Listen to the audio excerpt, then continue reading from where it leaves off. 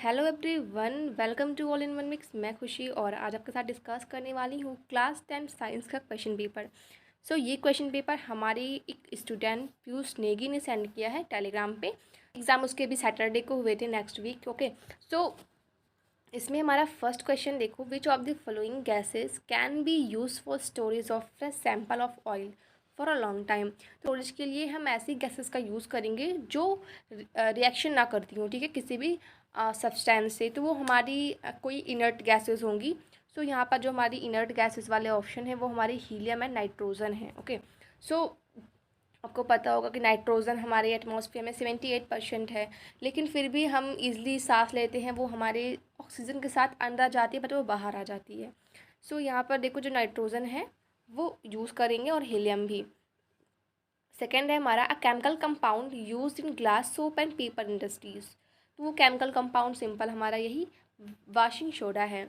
One हमारा है splinter muscles are present at the इजिक टॉप। तो ये हमारी प्रेजेंट होती हैं ईसोफेगस और okay. Fourth one is spinal cord originate from. तो जो हमारा स्पाइनल कॉर्ड होता है वो कहाँ से ऑरिजिनेट होता है? तो वो हमारा ऑरिजिनेट होता है सेरिब्रम से।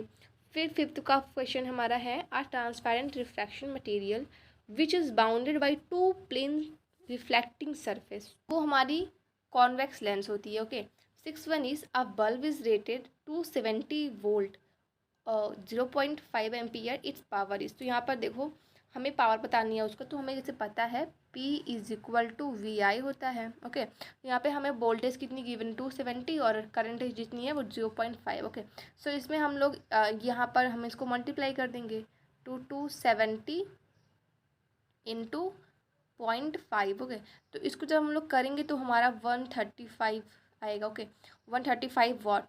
तो यहाँ पर हमारी पावर की जो वैल्यू होती है वो वॉट होती है SI यूनिट। तो यहाँ पर हमारा वॉट। तो ऑप्शन नंबर जो हमारा डी है ये राइट आंसर उसका होगा।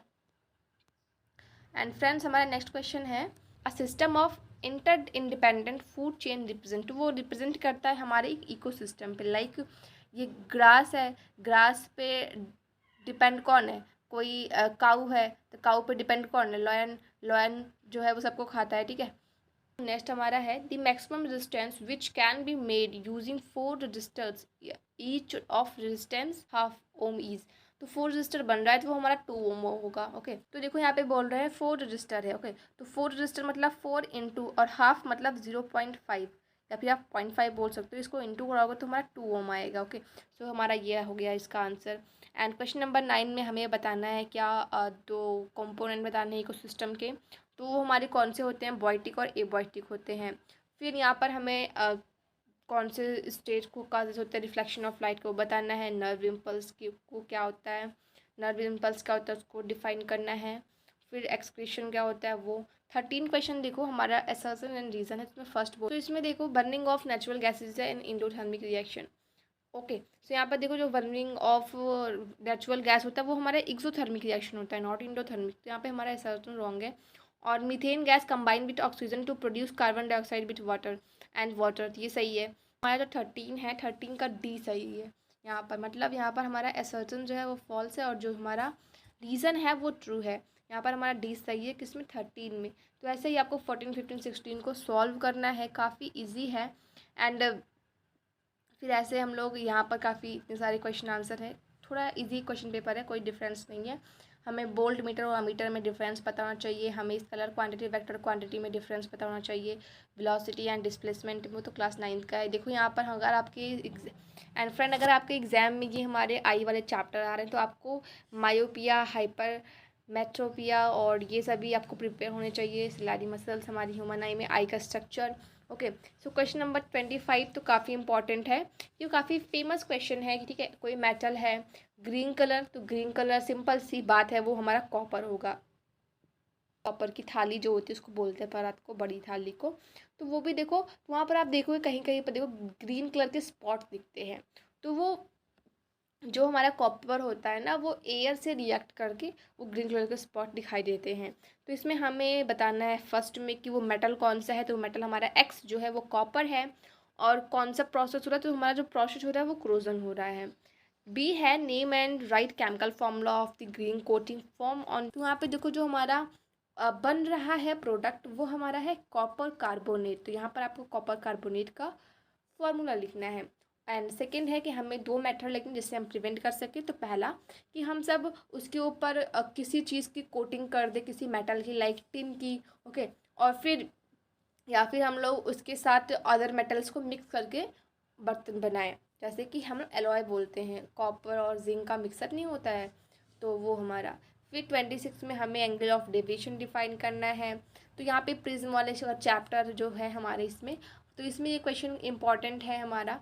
और ट्रांसफिरेशन क्या होते हैं उनके दो फंक्शन, पीएच, ये हमारे एनसीईआरटी का क्वेश्चन है आई थिंक 28 वाला, ठीक है। हमारे डेली लाइफ में पीएच का क्या इंपॉर्टेंस है वो।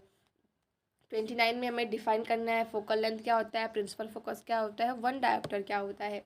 और फिर हमें बताना है कौन से हार्मोन सीक्रेट करते हैं कौन सी ग्लैंड के थ्रू, उनके फंक्शन क्या है, जैसे थायराइड है, थायरॉक्सिन हार्मोन, ठीक है, ये सब हमारे, और इंसुलिन वगैरह जो भी है। और फिर 31 में देखो काफ़ी, ये भी हमारे एनसीईआरटी का ही क्वेश्चन है, एक्सरसाइज के आपको दिख जाएंगे।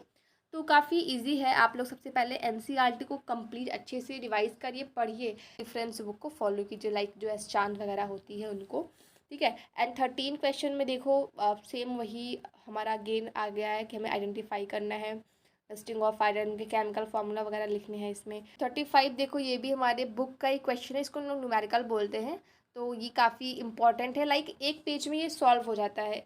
ईजी तो बहुत होता है, बस देखने में लगता है कि हाँ क्वेश्चन बहुत बड़ा है, ओके।